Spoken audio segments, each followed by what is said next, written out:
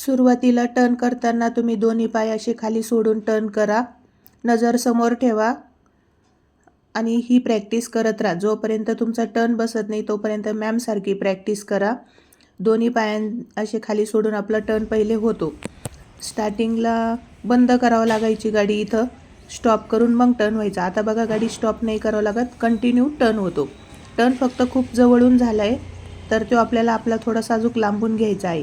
तुम्ही जेवढी अशी प्रॅक्टिस करणार तेवढं तुम्हाला नंतर असा टर्न पण होणार. या मॅडमसारखं बघा, आता या मॅमने कसं पायवरती ठेवूनच टर्न केलं आहे, पण स्टार्टिंगला तुम्हाला पाय खाली सोडूनच टर्न करावं लागेल.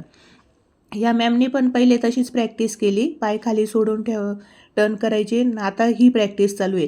स्टेप बाय स्टेप शिकल्या ना तुम्ही तर तुम्हाला पायवरती ठेवून सुद्धा टर्न करायला असा इझी जमेल.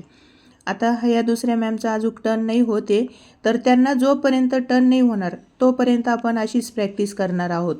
तर तुम्ही पण असे माझे व्हिडिओ बघून घरी शिकू शकतात.